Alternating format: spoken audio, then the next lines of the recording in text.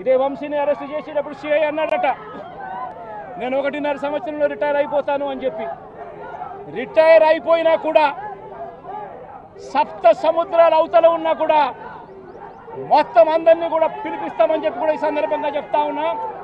చట్టం ముందు నిలబడేట్టుగా చేస్తాం, బట్టలు ఊడదీస్తాం, న్యాయం జరిగేట్టుగా చేస్తాం అని ప్రతి ఒక్కరికి కూడా తెలియజేస్తాం.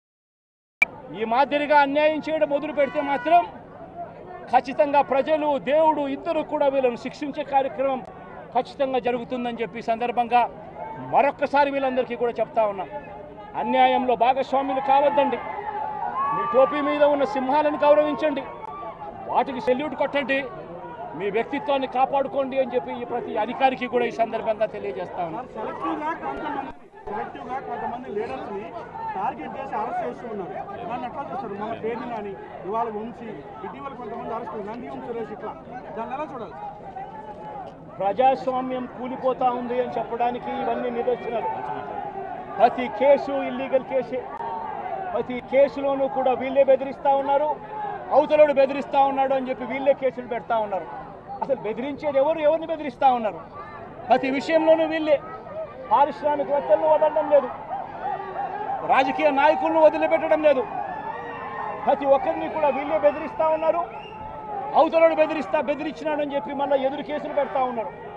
ఇవన్నీ ఊరికే పోవు, ఇవన్నీ కూడా మళ్ళీ వీళ్ళకి చుట్టుకుంటాయి. చుట్టుకున్నప్పుడు వీళ్ళ పరిస్థితి అతి దారుణంగా తయారవుతుందని మాత్రం ఖచ్చితంగా చెప్తా ఉన్నాను.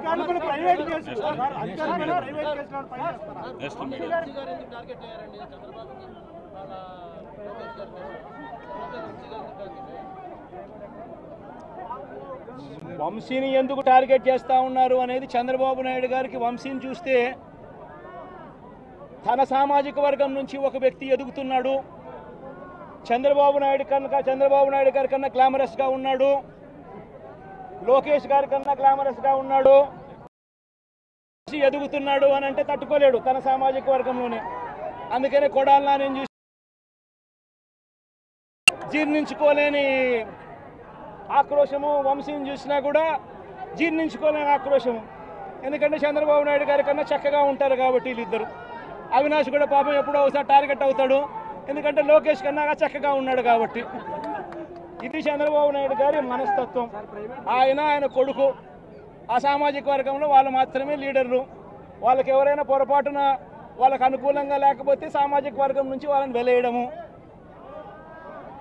ఇది చంద్రబాబు నాయుడు గారు, రామోజీరావు, ఆంధ్రజ్యోతి రాధాకృష్ణ, TV5 వీళ్ళు ముగ్గురు. నిజంగా ఇది ఒక మాఫియా రాజ్యం.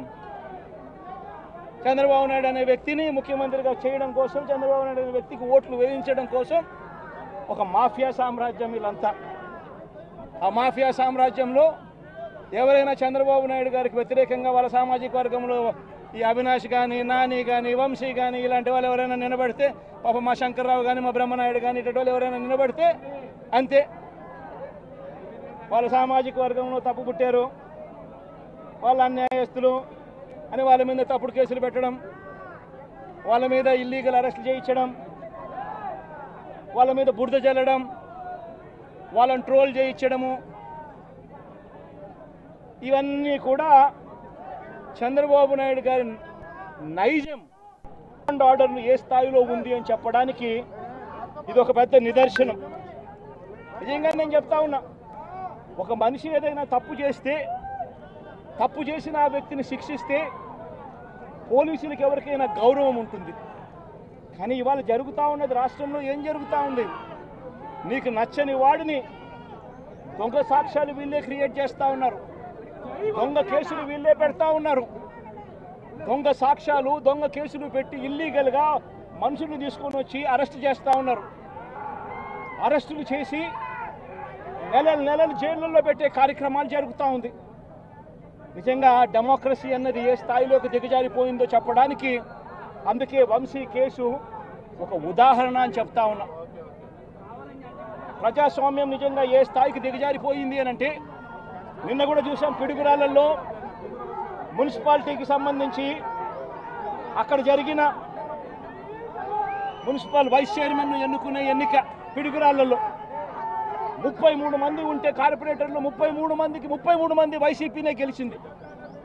మరి తెలుగుదేశం పార్టీ కార్పొరేటర్ కనీసం ఒక్కడు కూడా లేకపోతే తెలుగుదేశం పార్టీ ఏకంగా పిడుగురాళ్ళ వైస్ ప్రెసిడెన్సీ సీటు ఒక్క సభ్యుడు కూడా లేని ఆ సీటును వీళ్ళు సిగ్గు లేకుండా మేమే గెలుచుకున్నాము అని చెప్పుకుంటా ఉన్నారు అని అంటే నిజంగా పోలీసులు అనేవాళ్ళు చంద్రబాబు నాయుడు గారి హయాంలో ఏ స్థాయికి దిగజారిపోయి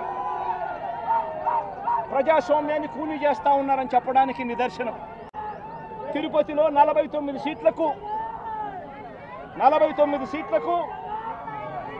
48 సీట్లు వైసీపీ గెలిచింది. తెలుగుదేశం పార్టీ గెలిచింది కేవలం ఒకే ఒక్క స్థానం. అటువంటి చోట డిప్యూటీ మేయర్ పోస్టు పోలీసుల ఆధ్వర్యంలో తెలుగుదేశం పార్టీ వాళ్ళు కార్పొరేటర్లను కిడ్నాప్ చేసుకొని బస్సులో నుంచి కిడ్నాప్ చేసుకొని పోయి డిప్యూటీ మేయర్లను మేమే గెలుచుకున్నామని చెప్పి వాళ్ళు ప్రకటించుకుంటా ఉంటే పోలీసులు ఏ స్థాయికి దిగజారిపోయినారు తెలుగుదేశం హయాంలో అని చెప్పడానికి ఇంకో నిదర్శనం. తుని నియోజకవర్గంలో 30 కార్పొరేటర్ల స్థానాలు 30కి 30 వైసీపీ గెలిచింది.